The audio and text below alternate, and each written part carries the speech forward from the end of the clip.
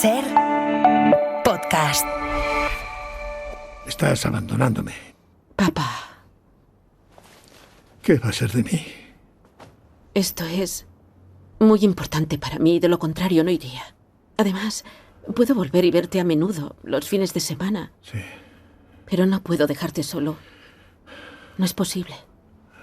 Y por eso si te niegas a tener una cuidadora, tendré que... ¿Qué? Tienes que entenderlo, papá. Anne, vas a tener ¿qué? Hoy en El Rincón y la Esquina vamos a hablar del cuidado a los otros, a los más frágiles, a los que están en dificultades, a quienes más nos necesitan, a quienes más nos quieren y a quienes sin conocer no deberíamos dejar abandonados, porque siempre llega Ser el momento de cuidar podcast. y ser cuidados.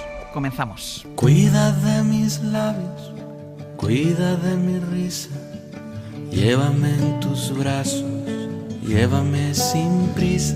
Hoy por Hoy Magazine. No maltrates nunca mi fragilidad. Pisaré la tierra que tú pisas. Pisaré la tierra que tú pisas. Cuida de mis manos, cuida de mis dedos. Dame la caricia que descansa en ellos. No maltrates nunca mi fragilidad. Yo seré la imagen de tu espejo. Yo seré la imagen de tu espejo. Ser podcast. Marta Sanz, buenos días. Buenos días, Ángel. Manuel Delgado, buenos días. Buenos días. ¿Qué tal estáis? Aquí, cuidando y esperando que nos cuidéis. Y Manuel ha hecho así como un suspiro. Es que está muy suspirado. ¿Cómo estás, Manuel? No, cuidándonos, porque también hay que saber cuidarse a uno mismo. El autocuidado es muy importante también, ¿eh? Vale. Bueno, vamos a cuidarnos, al menos en esta hora que viene ahora, porque vamos a hablar del cuidado a los otros, de cómo afrontamos la atención de las necesidades de las personas más frágiles, y no es algo que podamos dejar a un lado porque la vida nos va poniendo en uno o en otro lado, estemos preparados o no estemos preparados, ni para cuidar ni para ser cuidados. A ver, Manuel, empiezas tú. Bueno, hay un dato que la arqueología pone de manifiesto de una manera recurrente, que es cuando de pronto se encuentran restos humanos, hace no mucho en Indonesia, uno de 31.000 años, de una criatura a la que le habían amputado un pie para curarle. Sí. Bueno, Ángel, tú sabes, claro que en catalán cuidar es curar. Sí. Y no es casual que sea así, porque en este caso este niño alguien lo cuidó o lo curó, que en el fondo viene a ser lo mismo. ¿Y eso qué indica? Pues que de pronto apareció una especie sobre el planeta que tenía una característica especial que no se ve en otros animales, que es que cuidaba. De pronto alguien que tenía un tipo de dificultad recibía un trato que le permitía sobrevivir. Eso no se encuentra en otras especies. Y es justamente lo que nos caracteriza. ¿Pero por qué? ¿Por generosidad? ¿Por solidaridad? ¿Por valores? No, la mierda. Y pues básicamente porque el ser humano es un ser tan tremendamente frágil que requiere de los demás. No puede existir sino porque alguien le cuida. Y esa es la característica del ser humano, que permanentemente tiene pruebas hasta qué punto depende de los demás a los que hay que cuidar, porque un día igual te hace falta que te cuiden a ti. Igual han de cuidarte a ti. ¿Por qué tú qué nos cuentas, Marta, de los cuidados? Bueno, a mí este tema en este momento me interesa, en este momento y siempre me ha interesado, la verdad, me interesa mucho desde un punto de vista personal y me interesa también mucho desde un punto de vista político, y además creo que es el gran tema donde se encarna esa frase hecha que utilizamos tantas veces de que lo personal es político, ¿no? Y creo que esto es así porque el trabajo desde lo público es el que puede evitar que la fragilidad de los seres humanos, la fragilidad de las personas, se pueda convertir en una vulnerabilidad sistémica, en un problema social. Hay una escritora que hemos citado ya muchas veces en este espacio, que es Remedios Zafra, maravillosa, que yo creo que es la pensadora que ha pensado más y mejor sobre esa dimensión íntima de la fragilidad y su enquistamiento en vulnerabilidad social. Entonces, estamos viviendo en un momento en el que se dinamita lo público, la salud, la educación, y ese dinamitar lo público lo que hace es agudizar todas las fragilidades que provienen de nuestro género, de nuestra clase, de nuestra biología. Dinamitar lo público es dejar de cuidar como sociedad precisamente a las personas que más lo necesitan, a los que no tienen trabajo, a los que tienen trabajos precarios, migrantes, enfermos, enfermas, personas de la tercera edad, racializadas, infancia, mujeres. Entonces estamos viviendo en una época de auge de este neoliberalismo, incluso de esto que llaman ahora el anarco-liberalismo, que lo que hacen es poner en el punto de mira las políticas de cuidados para sustituirlas por la ley del más fuerte. Esto enlaza con el debate de los impuestos. Y últimamente he leído un libro, y no voy a citar a esta señora que está citando ahora todo el mundo, pero yo procuro... ¿Tú sí lees? Yo procuro vestir mi inteligencia, que se dice, entonces, o mi sensibilidad. No sé lo que he visto, pero procuro vestirme y hacer ejercicio también por dentro, no solo por fuera, ¿no? Entonces acabo de leer un ensayo que me ha parecido interesantísimo de un autor argentino muy joven, Michel Nieva, que el ensayo se titula algo así como Ciencia ficciones capitalistas, cómo los millonarios salvarán el mundo. Y hace una narración maravillosa de cómo Elon Musk, en comparecencia a la ONU, justifica que él no quiere pagar impuestos y está decidido a no pagar impuestos, primero, porque el Estado no ha hecho nada por él. Él es un hombre hecho a sí mismo, él lo ha hecho todo por sí mismo. No ha necesitado del Estado. Él no ha dependido de nadie, entonces ¿para qué puñetas va a pagar? Pero además considera que todo lo que él pueda aportar con sus impuestos al Estado se va a perder porque el Estado es, por definición, burocrático y corrupto. Y entonces que eso pues que no va a servir absolutamente para nada. Entonces, de esta manera lo que hace es, por una parte, legitimar su caridad personal como héroe hecho a sí mismo, que con sus gestos filantrópicos agranda su bondad, y a la vez, en un giro rocambolesco de pensamiento, de esos que usa sistemáticamente Isabel Díaz Ayuso y tal, justifica la falta de inversión en lo público porque lo público no funciona. ¿Y cómo puñetas va a funcionar si no invertimos nada? Si no pagamos impuestos. Estamos en este punto en el que supuestamente los que nos matan, los que nos explotan, los que depredan el planeta, son los que dicen que cuidan de nosotros y nos van a salvar. En el caso de Elon Musk, colonizando, entre comillas, Marte, por ejemplo, para luego convertir Marte también en la misma mierda que lo que es la Tierra. Entonces, sobre los impuestos, ahora hay sesión de control al gobierno y un representante del Partido Popular ha preguntado al Partido Socialista por sus subidas de impuestos. Le ha echado en cara las subidas de impuestos. Voy a hacer una cosa, voy a hacer una pausa y así a la vuelta lo retomamos con tranquilidad para que Manuel nos cuente lo que él piensa del Estado como garante de los cuidados. Una pausa y seguimos. 44 años. ¿Quién? ¿Vos? ¿No tenés 44? Estás loco. Digo que 44 años que estamos juntos. Mentira. Dice cualquier cosa. Está todo mal acá. Mira esto acá, mira. Lo que quiero decir es que... Mira acá. ¿No te gustaría que nos casemos? Sos loco. Escúchame. ¿Me escuchás? ¿No querés casarte conmigo? No. Hoy por Hoy Magazine. Ser Podcast.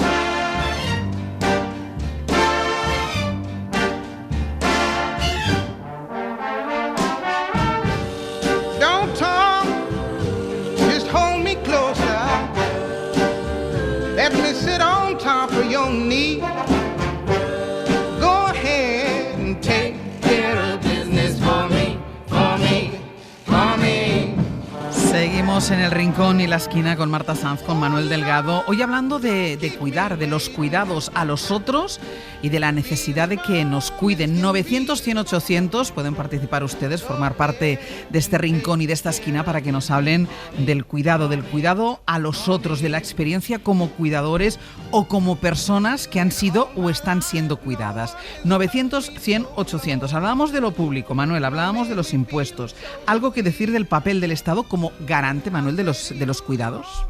A ver, hay que reconocer que el papel que juega en otras sociedades, otras épocas, la comunidad, hoy por hoy no la juega. Y por supuesto estamos todos muy atareados y el individualismo parece ser el estado de ánimo dominante. Entonces, ante una sociedad que tiende a ser injusta, lo que le corresponde al Estado es rectificarla, intentando ser justo, cosa que únicamente puede hacerlo a través de prestaciones que garanticen que a nadie le faltará ese cuidado que la comunidad debería garantizar, pero que no va a garantizar. Entonces, pues claro, digamos, tiene que llevar a cabo justamente ese tipo de prestaciones, que además tiene que completarse con una cosa importante. Cuidar es una obligación legal. Tú no puedes abandonar, por ejemplo, a tus padres, y no digamos a tus hijos. Eso es un delito. Porque aquí el tema del cuidado es el tema del abandono. Abandonar. Oye, o sea, no me abandones tú. Esto es muy importante. Y todos creo que sabemos lo duro que es que alguien te abandone. De pronto pensaba este tema y decía, ¿esto cómo lo puedo ilustrar? Y pensaba en el Ne me quitte pas de Jacques Brel. O sea, déjame ser la sombra de tu mano, la sombra de tu perro, pero no me dejes. Pero he pensado que también pues hay un poema de Neruda, ¿no? La canción triste de las 20 poemas de amor y una canción desesperada. La canción desesperada, ¿no? En lo que básicamente lo que dices es esto, lo jodido que es que te abandonen y sentirse abandonado. Emerge tu recuerdo de la noche en que estoy. El río anuda al mar su lamento obstinado. Abandonado como los muelles en el alba. Es la hora de partir. Abandonado. Sobre mi corazón llueven frías corolas. Oh, sentina de escombros, feroz cueva de náufragos. En ti se acumularon las guerras y los vuelos. De ti alzaron las alas los pájaros del canto. Todo te lo tragaste como la lejanía, como el mar, como el tiempo. Todo en ti fue naufragio. La voz de Neruda. ¿Por qué te ha venido a la cabeza, Manuel, este desamparo de Neruda? Pues porque es lo que estoy diciendo. Es decir, no únicamente es el que hace falta que alguien te cambie los pañales, de mayor o de pequeño. Se trata de que necesitamos a los demás. No todos los demás, aunque sí, quizás puede ser que necesites alguna vez el cuidado de alguien a quien no conoces y al que nunca más volverás a ver. Pero es indispensable que entendamos que en efecto hay gente que nos es indispensable. Que como dice aquella canción, aquel poema de José Agustín Guitisolo que llamamos el último día, un hombre solo, una mujer, son como polvo, no son nada. Y ese sentimiento de dependencia es justamente lo que nos convierte en humanos. Claro, porque además yo creo que todos hemos necesitado ser cuidados, al menos en nuestros primeros tiempos. Luego hemos tenido o tendremos que cuidar a alguien y vamos a necesitar, Marta, que nos cuiden. Un momento, perdón. Yo no quiero que me cuiden, yo quiero que me mimen, que es una cosa que implica ya un grado. Todos vamos a necesitar que nos mimen y necesitamos mimar. Yo también voy a necesitar mucho que me mimen y sobre todo que me tengan siempre la rebequita bien abrochada y que no me dejen pasar frío. Eso que es lo fundamental. Yo creo que efectivamente todo el mundo necesita ser cuidado en algún momento de su vida y sobre todo cuando es más vulnerable. El problema es que vivimos en un mundo en el que cuando vas acumulando pluses de vulnerabilidad, lo que comienzas a hacer es a estorbar. Incluso comienzas a dar miedo, no te quiere ver nadie, te retiran de la vista. Te conviertes en invisible. Pero es que molestas, sí. O sea, molestas. Entonces, eso desde el punto de vista del imaginario cultural, pues tenemos las viejas brujas en su cabaña del bosque, los seres diferentes, lo monstruoso que a veces nace de esas diferencias que nos hacen vulnerables o de esa vulnerabilidad que nos convierte en diferentes. Ahora Guillermo del Toro acaba de dar su propia versión de Frankenstein, que yo no he visto todavía, pero que creo que es brutal. Y yo siempre tengo en la cabeza, cuando era pequeña, porque me daba un miedo espantoso, la figura del leproso en las películas que recreaban la Edad Media. El leproso, que se te va a acercar el monstruo, el enfermo, el apartado que te podía contaminar. Absolutamente. De todas formas, si imaginamos teóricamente la posibilidad de que, algunos ya lo hemos vivido, ¿no? O lo estamos viviendo, que nuestros seres queridos nos necesiten. Yo creo que no especularíamos, que lo daríamos todo por la gente a la que quieres, pero cuidar a otros no es fácil, porque dejarse cuidar no es fácil. Efectivamente, yo creo que no todo el mundo sabe cuidar. Yo, por ejemplo, cuando cuido no soy práctica, soy como mucho amable.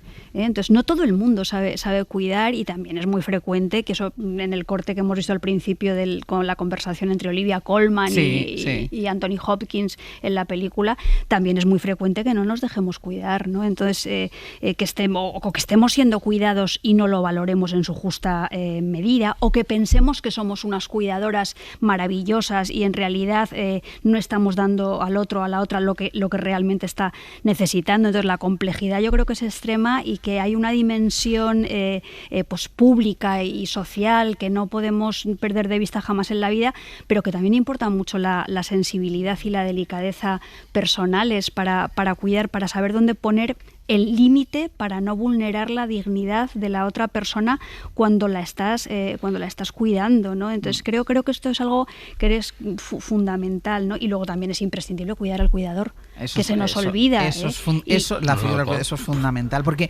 cuidar, Manuel, exige sacrificios, grandes o pequeños, pero sacrificios. Hombre, claro. Bueno, esto de cuidado, se ha convertido en una profesión. Es verdad que ya hay gente que, digamos, que se entrena profesionalmente para ello, pero, oye, cuidado, si no, perdón por la redundancia, si de pronto no existieran ese tipo de especializaciones, oye, ya nos espabailaríamos, tú.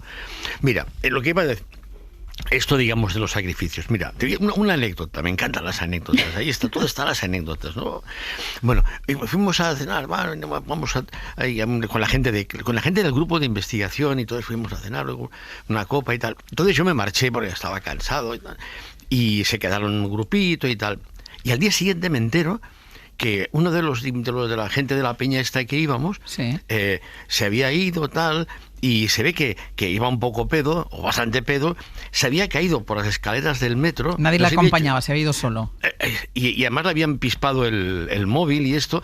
Hostia, pues llamé rápidamente, escribí rápidamente al grupo, pero vamos, enfadadísimo, furioso, porque me parecía absolutamente inaceptable que nadie lo hubiera acompañado, que sea, hostia, meterle en un taxi, lo que sea, pero no. Entonces dije una cosa, no se deja nadie atrás. Y luego me pregunté, ¿por qué he dicho una cosa tan aparentemente extraña? No sé de dónde lo he sacado, y luego hice memoria. Y tiene que ver con una afición que comparto con vosotras, bueno, una afición no, un entusiasmo, un fanatismo, que son las películas de guerra. Que, bueno, yo tengo una teoría y sí, señor. Nos encantan. Oye, a ver, sí que nos encantan. Digamos, todas las películas son de guerra, incluso las de amor. Pero es otra historia. Si queréis, un día hablamos de cómo todas las películas en el fondo hablan de combates y de lo peor, y que de lo que peor que te puede pasar no es de que te maten, sino que te hagan prisionero. Eso vale para las películas de amor. ¿Y de qué película de guerra sacaste esto de no dejamos a nadie atrás? Me voy del tema. Blowhole derribado, vale. Que todo lo habéis visto. Para mí es la mejor de Ridley Scott. Entonces, de pronto, claro, caí en la cuenta que esa frase la había sacado de ahí. Claro, hay una movida tal y cual, entonces todo consiste en que la brigada, digamos, este destacamento de americanos que se han perdido en Mogadiscio y tal, pues que tienen que... Y la consigna es que en efecto no pueden abandonar a nadie. Y hay una escena en la que justamente, digamos, tienen que retirarse, y dice, oye, iros ya porque esto se va a poner feo, tal. ¿Cómo tenéis para sacar a uno de los pilotos de los helicópteros que han caído, que está atrapado entre hierros? Y dice, hostia, no sé cómo lo tenemos, pero esto parece bastante complicado, no sé cuánto tardaremos. ¿Qué hacemos? Entonces me parece que esta imagen la saqué justamente de esta secuencia y de lo que le dice el mando al oficial allí, digamos, que ¿cómo te vas a ir? Pues hombre? Vamos a recordar la secuencia. Coronel, ¿qué está pasando ahí abajo? Tienen que desmontar toda la cabina para poder sacar el cadáver.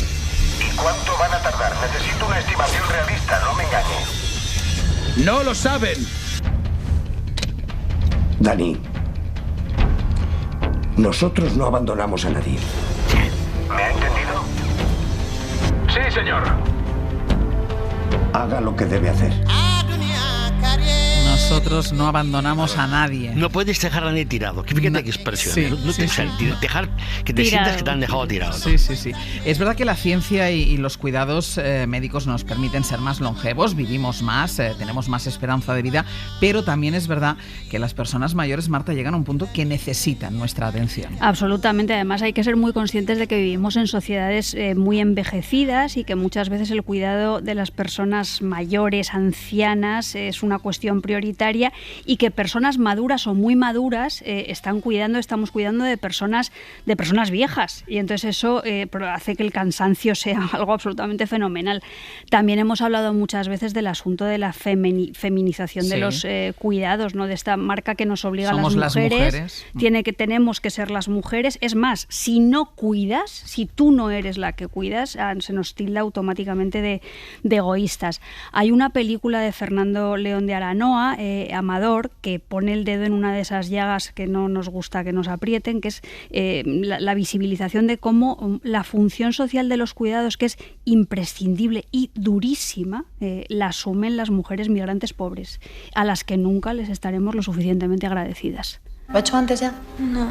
Bueno, no se preocupe, que no le voy a pedir ningún título. No pensamos que haga falta alguien tan especializado. Hasta hace muy poco se valía solo.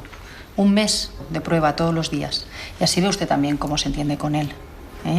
Pagamos al final 500 euros. ¿500? Sí, 500 es lo que se está pagando. Le podemos dar un adelanto de 100. Se lo haríamos llegar con un giro al final de la primera semana. Ya verá que no le va a dar casi trabajo. Es un hombre fácil. Papá dice que si vas a tardar mucho. Dile a papá que no, que ya nos vamos. ¿Vale? Las condiciones de trabajo de las personas que no son del entorno familiar y que cuidan a nuestra gente. Bueno, yo creo que lo primero que hay que pensar es que hay gente que puede pagar esos cuidados y otras personas que no lo pueden pagar, pero es que además quiero decir que creo que cuando se cuida a alguien hay que evitar despersonalizarlo, hay que conservar la dignidad de la persona que estás cuidando. No se puede tratar a una persona que estás cuidando como un muñeco ni rutinizar el cuidado. No tienes que convertirlo en una cosa, y creo que para eso es imprescindible que las trabajadoras y los trabajadores de las residencias o que van por las casas o lo que sea tengan salarios muy dignos y que en todos los centros haya personal suficiente, porque si no es absolutamente imposible. Entonces yo desde aquí de verdad expreso mi gratitud a todas estas personas, porque creo que su labor es importantísima, admirable y porque no está pagada. Y es verdad una cosa que la mujer, y tú lo mencionabas antes, Sí. que la mujer estaba y sigue estando, en eso se ha cambiado relativamente poco, predestinada a cuidar a los otros. Sí. Es una herencia del pasado, pero no de un pasado tan lejano. No, hay una novela que ya hemos hablado de aquí de ella alguna vez, que es Las Maravillas, de Elena Medel, donde habla de estas mujeres que en la época fundamentalmente franquismo y transición española dejaban sus casas en los pueblos, abandonaban a sus familias, como ha dicho Manuel, para venir a cuidar de las familias pudientes en este caso de Madrid. Y luego hay una película, Ángeles, que tenemos que oír un corte sí o sí, porque es de las películas mejores que he visto en estos últimos años producidas en España, que es Cinco Lobitos. Wow. Es una maravilla. De Alauda Ruiz de Azúa. Y Alauda, mira que me cuesta, se me trastabilla muchas veces la lengua con tu nombre, perdóname. Entonces creo que es una película que trata con una complicidad y una delicadeza, eso como hay un momento de la vida en el que pasas de ser cuidada a tener que cuidar, y entonces es una madre primeriza que supuestamente va a tener que ser cuidada por su madre, pero ahí ¡plas!, se quiebra todo. Y tú tienes ese momento que tus padres todavía te cuidan, te cuidan a ti y a tu descendencia, y se gira. Y se gira. Pasa en prácticamente todas las familias. Efectivamente. Maya, ¿cómo era yo como madre? ¿Qué recuerdas de mí? Pues... no sé, recuerdo que eras muy ordenada. Estabas siempre muy ocupada. Y recuerdo que no eras muy cariñosa. Te enfadabas mucho si hacía, no sé, alguna trastada o me caía, o si no saludaba a tus amigas, me pellizcabas. ¿Te acuerdas? No. Qué horror. Pero me cuidabas muchísimo, mamá. Normal. Tráeme las pastillas, anda. Sí. Manuel, yo no sé cuál ha sido la experiencia en tu familia, pero es verdad que a las mujeres casi siempre se les ha asignado esa función en la comunidad, esa función de cuidadoras. Hombre, indiscutible. A ver, tanto mis suegros como mis padres han muerto en casa, lo cual da una idea del tipo de perspectiva que tenga yo acerca del... Y he podido contribuir en lo que he podido, pero es verdad que... ¿Ves? Es una de las mierdas del machismo, que en el fondo también nos perjudica a los varones, puesto que nos convierten extrañamente incompetentes en orden a algo tan fundamental para la condición humana, como decía al principio, como es curar a los demás. Sobre este tema, ahí está esta película con la novela de Laura Esquivel, que es Como agua para chocolate, que seguro que habréis visto y que no está en ninguna plataforma, incomprensiblemente. Y que justamente tiene el problema que creo que es Tita, creo que se llama, no se puede casar con quien ama, justamente porque su madre la obliga a cumplir con la tradición que la fuerza a ser, siendo ella como es, la más pequeña, a cuidarla cuando sea mayor. Hay una hija que tiene que sacrificar el futuro para cuidar a sus padres. Mazza, Mupili, inocente criaturita. Te quedaste sin leche y sin padre ni un día para el otro. Pero no te amuines. Con mis tecitos vas a crecer re bien. Y re chula. El primero que te vea va a quererse matrimoniar contigo, ya lo verás. No vuelvas a repetir eso, Nacha. Tita nunca se casará. Por ser la más pequeña de mis hijas, está destinada a cuidarme hasta que yo muera. Dale de comer a las niñas, ya tienen hambre. Que usted diga, señora Elena. Y es verdad, Manuel, que hay hombres que sí, que han cuidado y que seguramente siguen cuidando y que cuidarán en el futuro, pero no es lo mayoritario, no es lo habitual. ¿Qué pasa? Que es que los hombres no saben cuidar. Pero escucha, es que es una especialización profesional. La enfermería, por ejemplo, o la educación de los más pequeños, es un tipo de tareas que le ha correspondido esencialmente mayoritariamente femeninas, sí. Claro, y justamente ahora hemos llevado a mis nietos al cole por primera vez en este curso, y esa figura del profesor de primaria es ahora, por suerte, más habitual, igual forma que el enfermero, por supuesto, pero hasta hace no mucho se entendía que la enfermería o el cuidado de los niños, o sea, ¿tú crees que tendría muchas posibilidades de encontrar trabajo en un canguro? ¿Tú contratarías a un canguro? Hombre, así de entrada sí. Podría contratarlo, pero es verdad que no es lo habitual. Claro, es lo que digo. Bueno, hay una película muy bonita que se llama París 70, que está por supuesto, en Filmin, que deberían tener como agua para chocolate, o sea, ya lo digo. Señores de Filmin. Sí. Y Dani Freixas, que es un cortometraje muy bonito, que explica justamente el caso de un cuidador de su madre con Alzheimer. Lo que ocurre es que en Filmin, no sé por qué, pero no está la versión doblada y está en catalán. Pero bueno, como somos un encuentro abierto y comprensivo, lo vamos a escuchar en catalán y todo el mundo lo va a entender. Pues claro. Va, mare, no comences, que tinc coses a fer. Va. És molt gran. No me la puc empassar. Aquesta sí, no és tan gran. Va. Per què no el piques com les altres? Què vols, que m'ofegui? No vull que t'ofeguis, però la Marta va dir que aquesta no es podia picar. Va. Sí. Ho veus com podies, punyetera, que ets una punyetera. I el teu pare? On és? El pare va morir fa 2 anys. Ah, sí?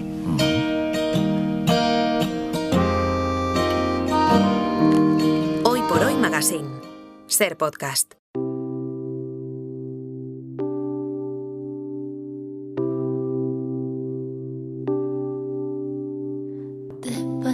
Cuando tú dormías, ella te hablaba, te preguntaba, te protegía.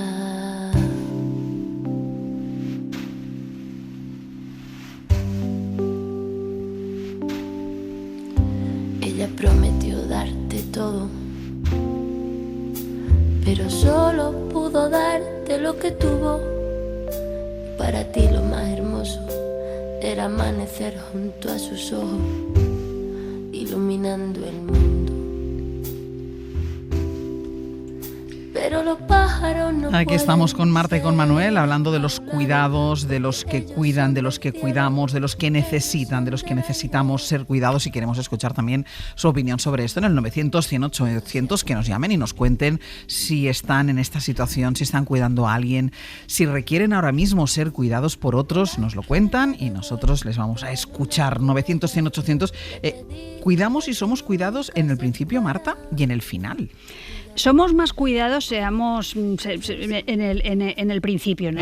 Cuando nacemos. Tendemos a cuidar mucho el arranque de la vida, los nacimientos, las canastillas, pero no todo el mundo está preparado ni quiere acompañar a otras personas en el momento de morirse. Yo tengo un par de amigos maravillosos y generosísimos que son doulas, que son estas personas que acompañan a otras personas en el momento de la muerte, acompañando ese miedo, esa soledad, y bueno, a mí me parece una cosa que está muy bien, que debería dejar de ser un tabú. Y si nos vamos a las referencias cinematográficas, los dos habéis recomendado una película para hablar de cuidados, Marta. Bueno, yo primero quiero añadir que Manuel, con la referencia última que ha hecho, hay que recordar otra peli de filming documental maravillosa, que es La memoria infinita, porque eso pone también, nos abre los ojos respecto a eso de cuidar de alguien que no se acuerda de ti. Sí. O que va perdiendo la memoria sobre ti. Eso es una cosa que yo creo que es durísima.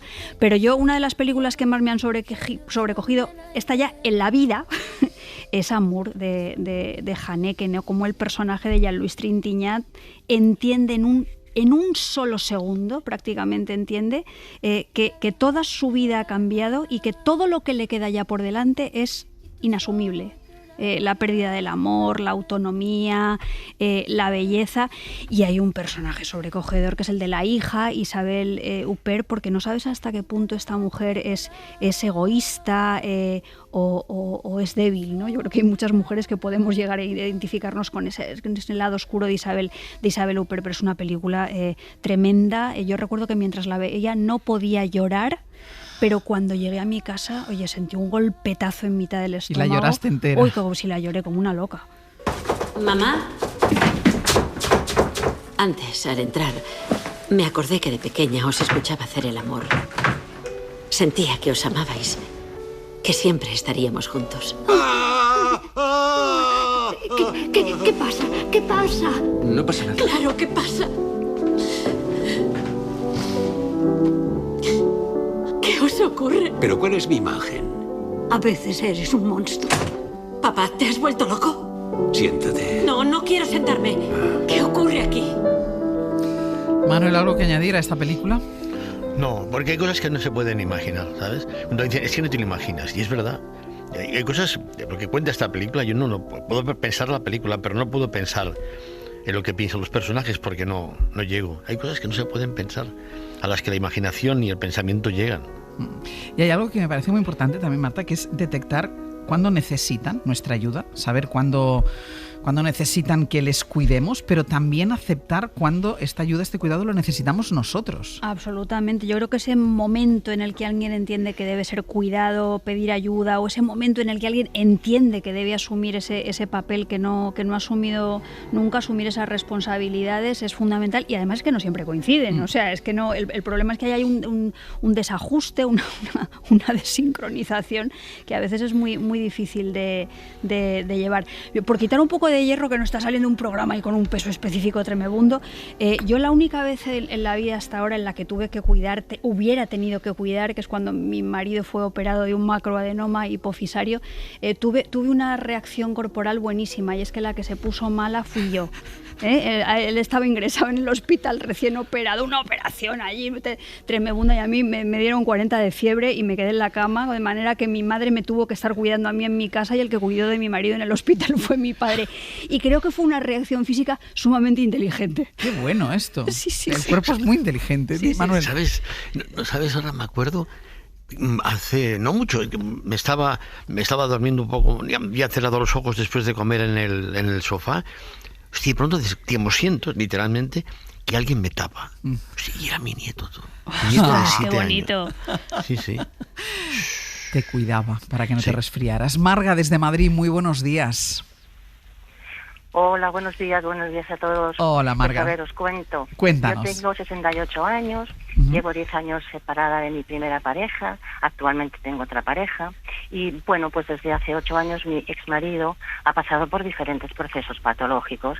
Primero tuvo una meningitis, luego fue diagnosticado de riñones poliquísticos, eso le llevó a entrar en diálisis, hasta que el año pasado le hicieron un trasplante de riñón y desafortunadamente hace 4 meses pues fue diagnosticado de mieloma múltiple, de cáncer de médula ósea. Bueno, pues en todo este proceso yo he procurado estar siempre a su lado. Si él me necesita, yo voy a estar ahí. Pienso, y mi experiencia pues así me lo confirma, que cuando una persona entra en una enfermedad importante, el enfermo está pues para eso, bastante tiene con su enfermedad, con llevar su enfermedad, pero que siempre es importante tener a alguien al lado que le gestione ese proceso de esas enfermedades en este caso. Lo sorprendente es que yo tengo un entorno muy amplio de personas de muy diversos ámbitos. Y lo que me ha animado a llamar es porque me sorprende, como he dicho antes, que haya personas a mi alrededor que no terminan de entender que teniendo otra pareja yo siga realizando ese cuidado, sigues cuidando de tu exmarido. De mi exmarido. Entonces no comprenden que tenga esa voluntad, que para mí es algo que no utilizo la palabra normal, porque no es normal, es natural. A mí me parece que es natural. ¿Qué deseo, qué reivindico, a qué me gustaría poner voz? A la idea, al hecho conceptual de que se tenga la paciencia y la bondad para mantener ese acompañamiento y ese cuidado mutuo con personas que estamos separados. Porque uno se separa y claro, vale que no siempre se hace amigablemente, pero tampoco siempre se hace no amigablemente. Y sin embargo no existe una educación respecto a mantener los cuidados mutuos en casos de separaciones. Voy más lejos, incluso está mal visto que teniendo una nueva pareja sigas acompañando a tu exmarido. Yeah. Bueno, una persona que es parte de tu vida, o sea, que es tu vida, ¿no? Bueno, es que mi exmarido ha sido mi gran amigo, si no, no hubiera decidido vivir con él cuando lo decidí. Sí, entonces no tiene por qué dejar de ser mi amigo y una persona que para mí ha sido y sigue siendo importante en mi vida, aunque actualmente no sea mi pareja. Entonces, ¿eso a qué me lleva? Pues a que tengo que tener la voluntad, la bondad, la paciencia de, lógicamente, pues acompañarle en ese proceso, cuidarle en esa gestión de su enfermedad y en todo el acompañamiento que requiera, ánimos, positividad, lo que haga falta, porque es como con cualquier otra persona, ¿no? Con cualquier otro familiar cercano, digamos, porque para mí no es mi marido, pero es mi familia, forma parte de mi familia. Marga, yo te agradezco muchísimo que hayas llamado para contarnos esta historia. Muchísimas gracias. De nada, sí, espero que sirva para algo, gracias a vosotros. Claro que sí, porque a mí lo que más me sorprende de todo esto es que la gente no lo entiende.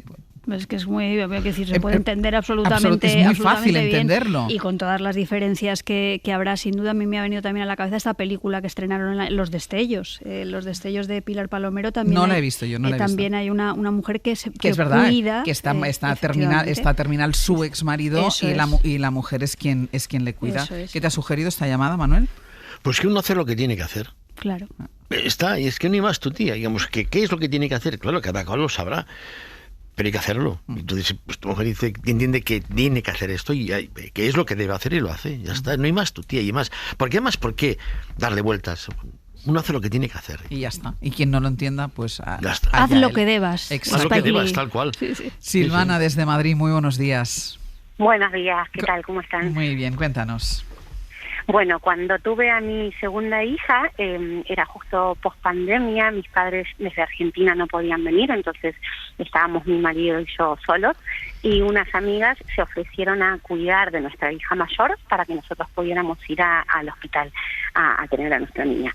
Entonces, bueno, era muy bonito saber que había 2 amigas que la estaban cuidando, que la llevaban al cole, que la acompañaban. Pero lo más bonito y la sorpresa fue que cuando volvimos nos encontramos con toda la nevera, el congelador, las alacenas llenos de comida. O sea, había comida por todas partes.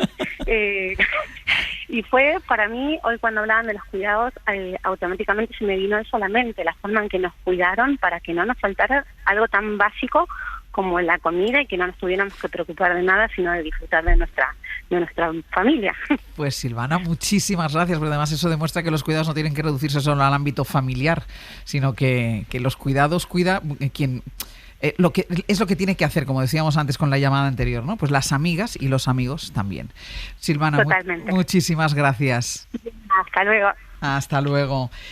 Todos necesitamos, ¿no, Manuel? O anhelamos los cuidados de otros, sean los que sean. Nos gusta que nos cuiden. Yo había pensado en un ejemplo que me alegra mucho que todavía podamos colar, que es el demonio, cuidado, digamos, es el puto amo del universo en plan mal rollo, en plan chungo.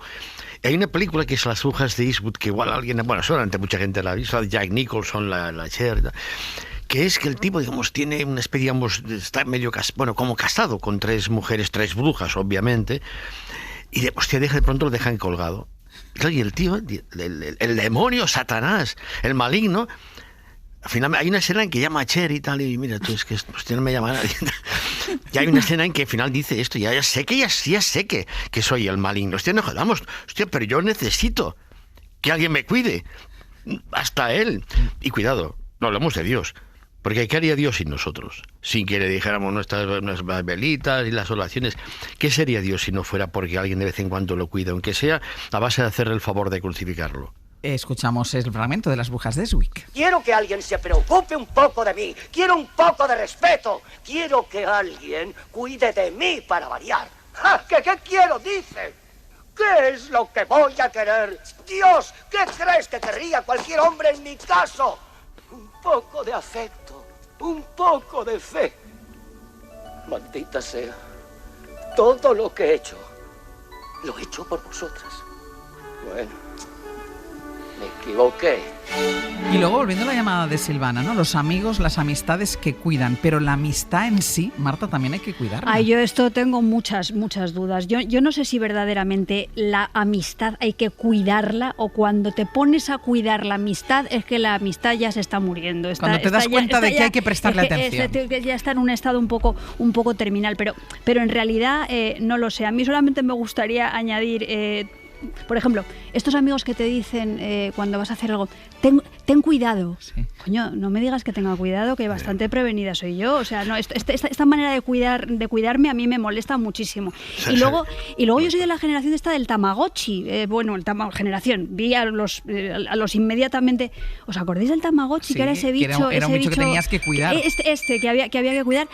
Pues esto lo que produjo fue una generación de niños neuróticos, amargados, estresados porque se les moría el bicho. Y recomendación literaria esta de que si me creéis, creedme y ya no me preguntéis más. Tenéis que leer, si os interesa el asunto de los cuidados, una novela que se llama Los pájaros, de Tarjei Vesaas, no sé si lo digo bien, es un escritor noruego de la segunda mitad del siglo XX, maravilloso, que cuenta la historia de Matis el Simplón, cuidado por su hermana. Matis el Simplón se muere de miedo cuando su hermana inicia una relación sentimental. ¿Y tú, Manuel, algo que añadir? No, es muy rápido. ¿Sabéis cuál es el modelo del cuidado? ¿Cuál? El jardín.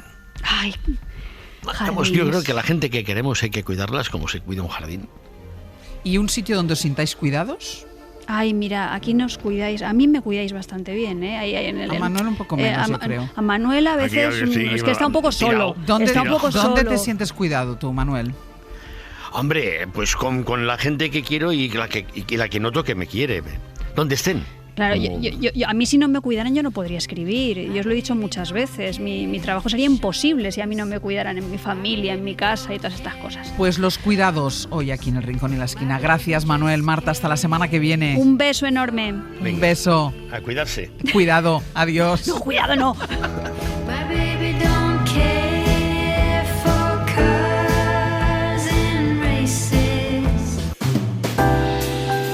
Hoy por Hoy Magazine. Ser podcast.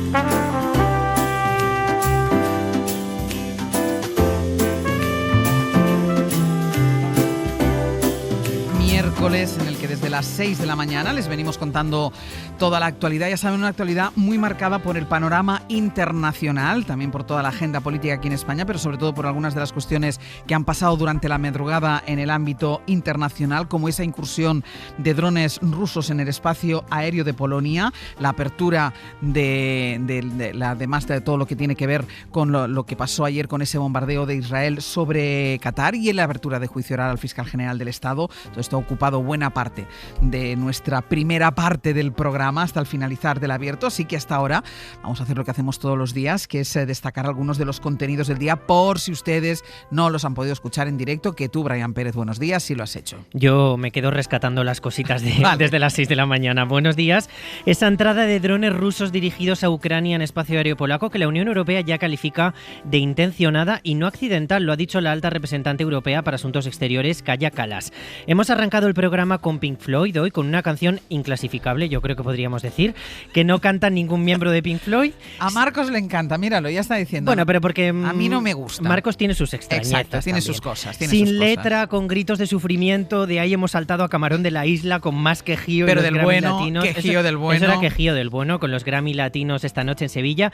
Y de ahí nos hemos ido, porque en este programa cabe de todo, a una tortilla de récord en Galicia, ¿sí? Donde se ha hecho la tortilla más grande del mundo, en Melide, en Galicia. Nos lo ha contado nuestro compañero Ricardo Rodríguez. Hasta 17.000 huevos, 2.000 kilos de patatas, 300 litros de aceite y 30 kilos de sal han hecho falta para que Melide repitiese hazaña y revalide ese récord. La expectación fue máxima, sobre todo en el momento de darle la vuelta. Claro, a mí ya me cuesta con una tortilla de 6 huevos y de patatas. Imagínate 17.000 huevos, Ángels. Al final lo han conseguido y además reto solidario, porque lo que se ha recaudado se va a destinar a comedores sociales y entidades benéficas. Buen objetivo. Bueno, yo soy del equipo de Rich y también me cuesta darle la vuelta a la tortilla ya en casa. Y para darle la vuelta a una tortilla y 17.000 huevos, ¿qué hace falta? Pues una grúa. No, la imagen es impresionante, ¿eh? Yo recomiendo que la busquen en redes porque la imagen es impresionante. Es muy curiosa y además no se cae nada de la tortilla, que tiene que ser complicado.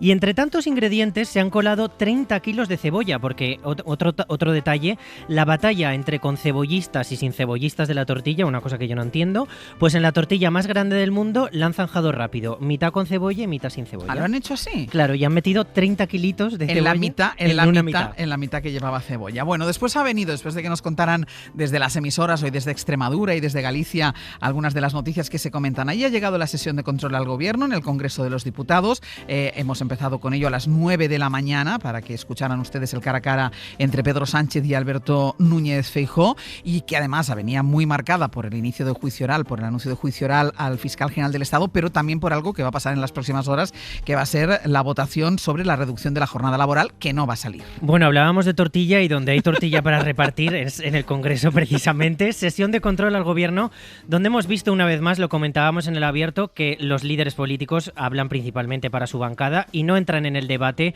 o en las respuestas habituales de lo que debería ser una sesión de control. Entre reproches, la declaración de la mujer del presidente del gobierno o las peticiones de dimisión del fiscal general, me quedo con una reflexión de Mariela Urrea en el abierto como jurista sobre el caso del fiscal general del Estado y cómo algunas incoherencias contribuyen a convertir en juicio popular a toda la judicatura. Los juristas tradicionalmente, que somos conservadores, por la formación que recibimos, hombre, pues es que ya hasta algunas cosas ya dices, bueno, es que esto no es normal, que el auto de procesamiento salga el mismo día que se le cita a declarar a la mujer del presidente, se excluyen todas las pruebas que son objetivables y se ampara la argumentación en evidencias aparentemente sólidas, una acción coordinada de grupos conservadores fuera y dentro de la justicia para querer apartar al fiscal general del día del acto en el que la ley dice que tiene que estar. No debe ser tan normal que ocurran todas estas cosas en un Estado de Derecho. Todas estas cosas han pasado hasta las 10 de la mañana. A las 10, después del boletín, hemos abierto el magazine. La primera sección ha sido El Rincón y la Esquina, con Marta y con Manuel, y nos hemos cuidado de los cuidados. Pues sí, y hemos aprendido que cuidar es curar en catalán, sí. Una enseñanza también muy bonita y muy curiosa, que también que nos deja el catalán. Y hemos hablado de ese camino cíclico de los cuidados, ¿no? Cómo necesitamos que nos cuiden de pequeños, cómo cuidamos a alguien cuando somos adultos y cómo volvemos a necesitar que nos vuelvan a cuidar cuando somos mayores. Al final todos somos cuidadores y Marta Sanz nos ha hablado de la complejidad de los cuidados. No todo el mundo sabe cuidar. Yo, por ejemplo, cuando cuido no soy práctica, soy como mucho amable. Es muy frecuente que no nos dejemos cuidar, ¿no? O que estemos siendo cuidados y no lo valoremos en su justa medida, o que pensemos que somos unas cuidadoras maravillosas y en realidad no estamos dando al otro, a la otra lo que realmente está necesitando. Entonces la complejidad yo creo que es extrema y que hay una dimensión pues pública y social para saber dónde poner el límite para no vulnerar la dignidad de la otra persona cuando la estás cuidando, ¿no? Y antes de acabar el programa, que será dentro de 1 hora y poquito, nos queda el viaje de ida y la entrevista. Pues sí, Teresa Truchado nos va a guiar en unos minutos en el viaje de ida de José Luis Ozores, actor, pero además pintor, poeta, inventor. Una historia muy interesante que vamos a escuchar en nada.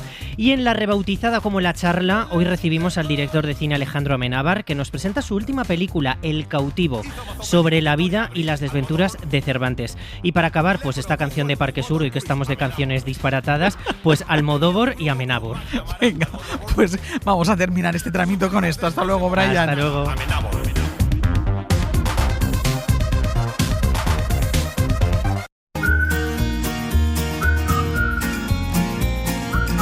Hoy por Hoy Magazine.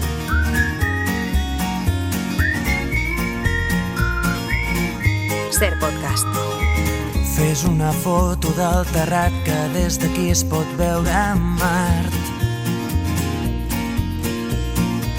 La roba estesa al meu agost, un camp d'espigues i cargols. Esperarem que passi el fred i sota l'arbre parlarem de tot. Bueno, con esta sintonía sabemos que damos los primeros pasos del viaje de ida, un viaje en el que recorremos, ya saben, la vida de una persona que todos deberíamos conocer, y nos acompaña en este viaje Teresa Truchado. Tere, buenos días. Buenos días, Ángels. Hoy vamos a conocer al primero de una quinta generación de actores. Él es José Luis Ozores, el mayor de 3 hermanos. Aunque nace en Madrid en el año 1923, su hermano pequeño Antonio le bautiza 5 años después con el nombre con el que le conocen su familia y amigos. Lo explica César Combarros, periodista, historiador y autor de José Luis Ozores, La sonrisa robada. Bueno, le bautizan como José Luis. Lo que pasa es que cuando nació su hermano Antonio, escuchaba a la madre de ellos llamar a José Luis Pepe Luis. Entonces él no pronunciaba muy bien Antonio de chiquitín, y un día que le llamó Peliche, y se quedó con Peliche, que era un poco el mote cariñoso con el que le conocían los más allegados. Pues Peliche, José Luis, protagonista de nuestro viaje. ¿Empezamos? Vamos a empezar. Para entender de dónde viene tenemos que remontarnos un poco más atrás y entender la familia en la que crece. Lo cuenta su hija Adriana Ozores y Jaime Iglesias Gamboa, periodista e historiador cinematográfico. Su tatarabuelo fue el que inició un poco la saga. Es un personaje un poco oscuro, conocido como Emilio el Zamorano. Estamos hablando del principio del siglo XIX, ¿no? Empieza pues esa carpa que en la plaza del pueblo se pone y empiezan a una obra de teatro. Llevaban bastantes obras de repertorio, ¿no? Siempre tenían mucho repertorio porque los públicos eran muy diversos y siempre estaban un poco, pues eso, para agradar al respetable público, ¿no? Que es un poco la línea que guiaba su trabajo. Claro, con esta familia era evidente que los Ozores llevaban la interpretación en la sangre. La siguen llevando, ¿eh? Lo siguen llevando. Juntos, sus padres forman la compañía Puchol Ozores, y mientras viajan y actúan, José Luis y sus hermanos pasan gran parte de su infancia con la abuela. Lo explica Alejandro Melero, dramaturgo y ensayista, y César Combarros. Pasaron la infancia oyendo hablar del teatro, de la interpretación. Él con 4 años es la primera vez que se cuela un poco en el escenario. Ya estaban muy próximos al cine. Hablamos del cine de los años 20, 30, y que luego ellos, niños, representaban el uno al otro, jugaban a hacer teatro incluso cuando no estaban haciendo teatro. Entonces de ahí le debían hacer la vocación para ser actor a José Luis. Realmente ver que sus padres no podían pasar tiempo con ellos porque trabajaban de allí para acá constantemente le creó mucho rechazo hacia la profesión.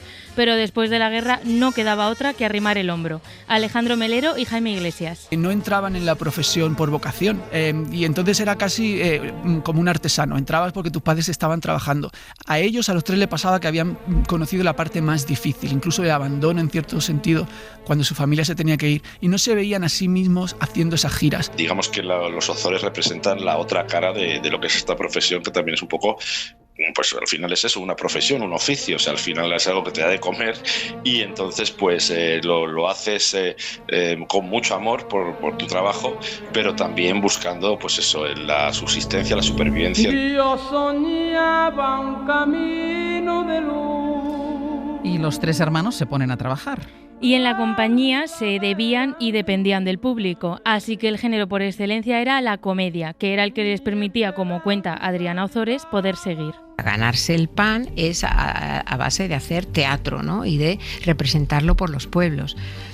digamos, esa otra parte de querer hacer algo más especial o querer profundizar en lo que es la actuación, es que ni se les pasaba por la cabeza. Su mundo, su concepto de lo que es actuar era otro muy distinto.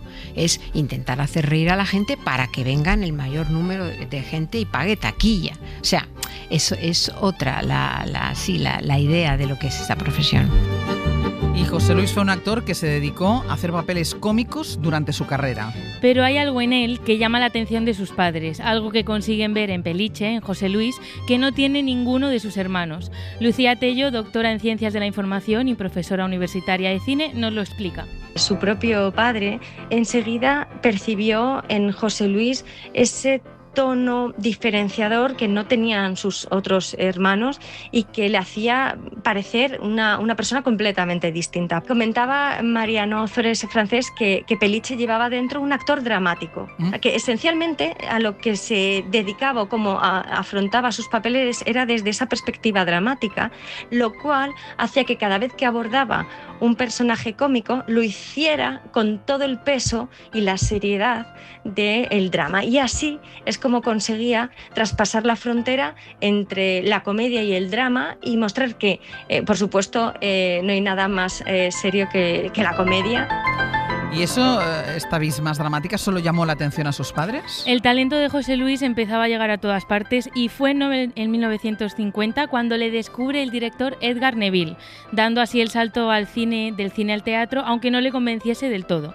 Jaime Iglesias y César Combarros. Aparte de ser un gran director, él era también un hombre de teatro y tenía muy buen ojo para descubrir, para atraer, digamos, al cine a gente de teatro. Entonces le ficha para El último caballo para hacer un papel importante, que no era el protagonista, porque el protagonista del último caballo es Fernán Gómez, pero es el amigo del protagonista, ¿no? Entonces digamos que en cartel es el tercer papel en importancia. Y bueno, a él el cine, de hecho... Contaba que le había escrito a su familia una carta que decía: esto es más frío y más mecánico que el demonio. Se hace teatro a cachitines, así no hay quien entre en situación. Santo Tomás, una y no más. Santo Tomás, una y no más, pero al final, Teres, sí que hubo más. Bueno, muchas más. José Luis hacía todo tipo de papeles y se movía entre funciones de teatro y grabaciones. Fue en 1956 que le llegó la película que le cambiaría la vida, Alejandro Melero. Recluta con niño fue la película perfecta para convertirlo en la estrella total del cine español. Es una película que tiene lo que gustaba en el cine del franquismo de esa época, lo militar, lo patriótico, pero se lo lleva a un terreno muy familiar, muy inocente y muy infantil y muy tierno, que es lo que precisamente José Luis sabía proyectar también. Para él, en su carrera fue definitivo porque pasó de ser un actor reconocido y querido a la estrella número uno, y además asentó la figura que representaba el cateto entrañable.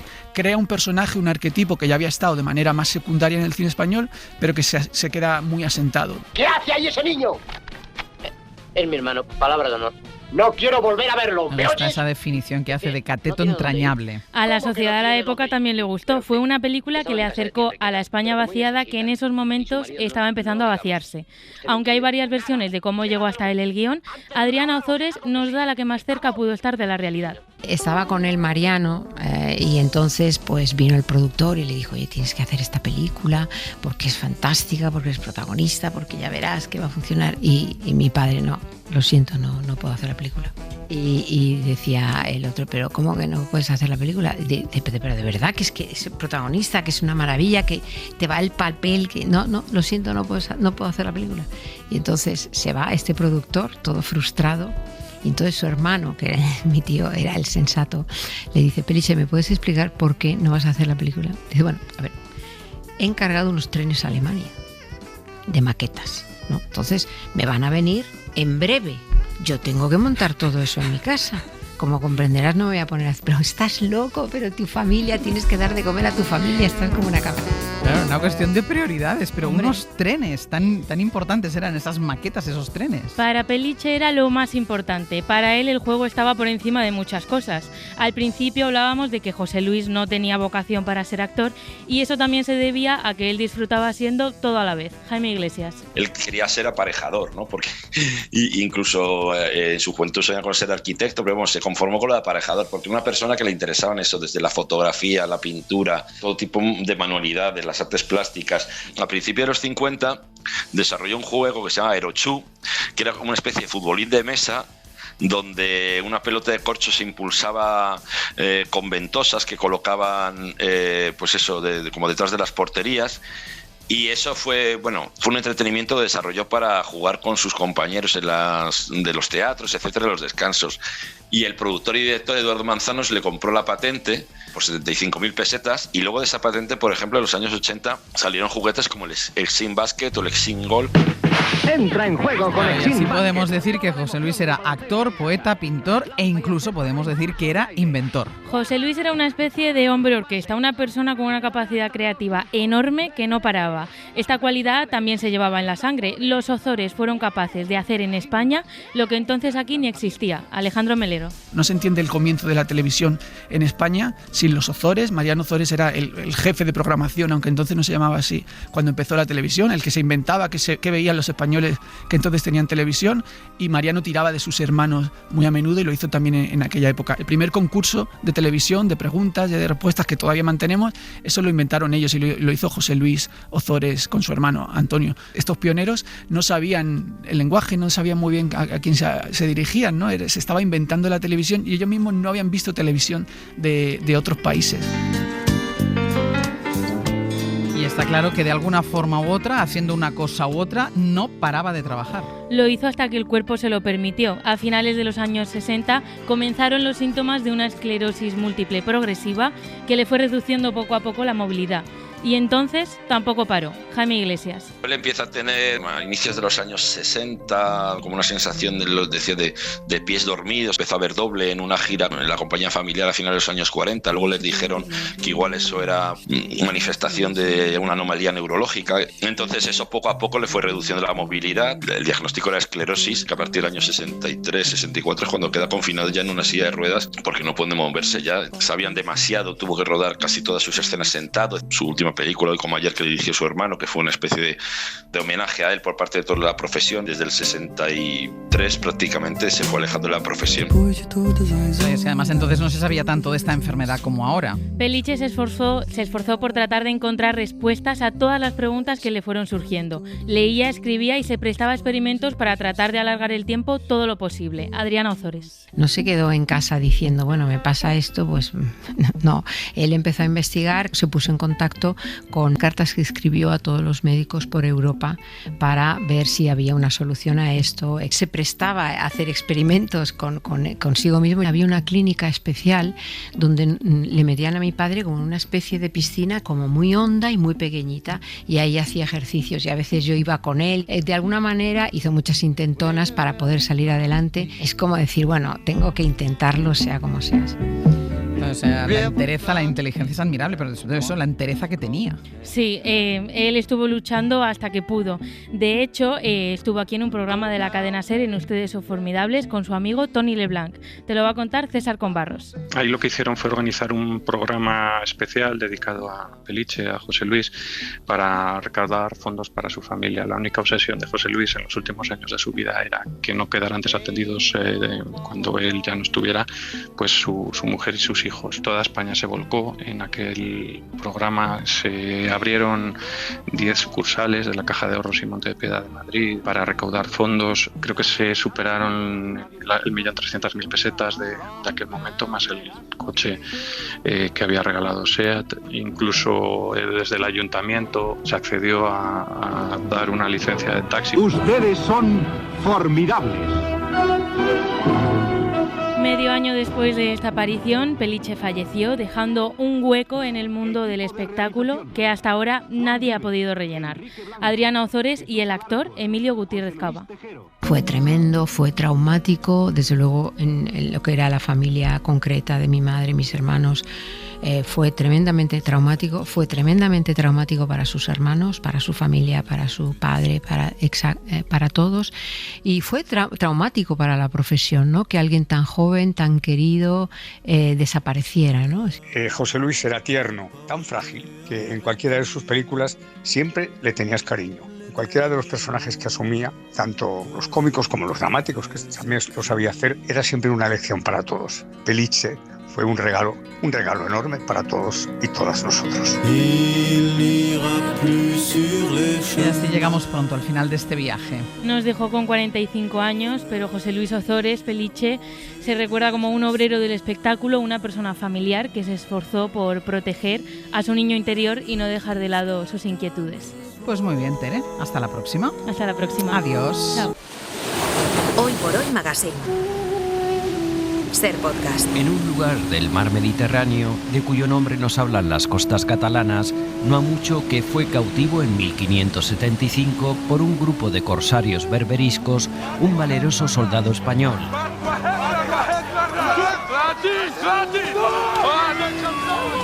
De rostro aguileño, cabello castaño, frente lisa y desembarazada, y que inútil de la mano izquierda por gloriosa batalla en Lepanto, acabaría, tan próximo a las armas como a las letras, escribiendo las hazañas de un caballero andante de nombre Don Quijote de la Mancha. Los molinos, los de la Mancha, calados en blanco resplandeciente, con sus aspas, crujiendo el viento, como si fueran gigantes. Pero que en este punto será preso en Argel durante un lustro y cuyos avatares de cautivo relata desde el próximo viernes en los cines de España un tal Alejandro Amenábar.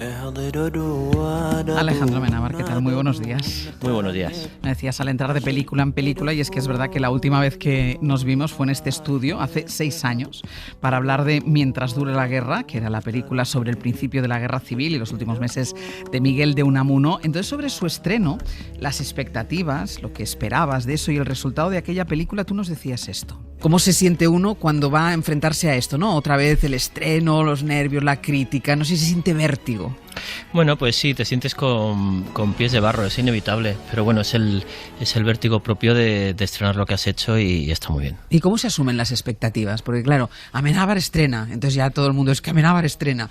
Yo creo que uno tiene que hacer la película, casi ese tipo de cuestiones te las planteas antes, cuando decides, esta es la historia en la que me meto, pero una vez ya que te metes en la historia, ya vas de cabeza y lo que tenga que ser será, incluidas las malas críticas. ¿Tú estás satisfecho de la película? Sí, estoy contento.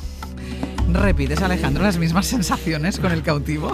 Sí, soy bastante predecible. O sea, si te hubiera formulado estas preguntas me hubieras contestado lo mismo. Sí, quizá igual te habría dicho que estoy un pelín más nervioso de lo normal. Yo me noto más ansioso de lo normal, pero también porque es un proyecto con el que he ido generando muchísima conexión. Empecé hace 8 años, lo iba dejando dormir. Yo lo comparo mucho con el buen vino. Lo dejas madurar y he invertido mucho de mí, por supuesto dinero también, tiempo, y es un plato que se cocina, pues eso, en 8 años y al final se va a consumir en lo que tarda una cena, es decir, en 2 horas. Es lo que decía mi abuelo de los canelones, todo el día haciendo canelones y luego te los comes en 2 minutos. Eso es, tal cual. Pues es prácticamente lo mismo. Lo que pasa es que con esta película, Alejandro, Cervantes es verdad que es mucho más conocido, es yo creo que el autor que ha escrito la novela más influyente de la literatura española, que es Don Quijote de la Mancha, más conocido por su literatura que por su vida. ¿Qué te sedujo de su vida para llevarla al cine? Cuando te das cuenta que el gran narrador, ¿en qué momento te das cuenta que el gran narrador puede ser también narrado? Pues al principio me aproximé como por la aventura, es decir, mi productor, que sabe desde hace años que quiero hacer una película de aventuras, me dijo, oye, aquí hay una historia que parece una novela de Alejandro Dumas, y son esos 5 años en los que Cervantes estuvo preso desde los 28 hasta los 33 en Argel, 4 intentos de fuga, una simulación de ahorcamiento, fue liberado en el último minuto, en fin, parecía una novela de, como digo, de aventuras. Y se me había caído la financiación de Mientras duró la guerra, precisamente, me dediqué a bucear en eso, luego volvimos a levantar el dinero para hacer esa película y ya quedó dormido el proyecto, y de vez en cuando le echaba un vistazo. Y fue buceando en los libros de historia, que es lo que hago cuando me sumerjo en una película, y además con una película como esta, con un personaje histórico tan importante, y fui dándome cuenta que no solo era esa sucesión de peripecias, sino que era la manera de entender al gran escritor que finalmente fue y al ser humano.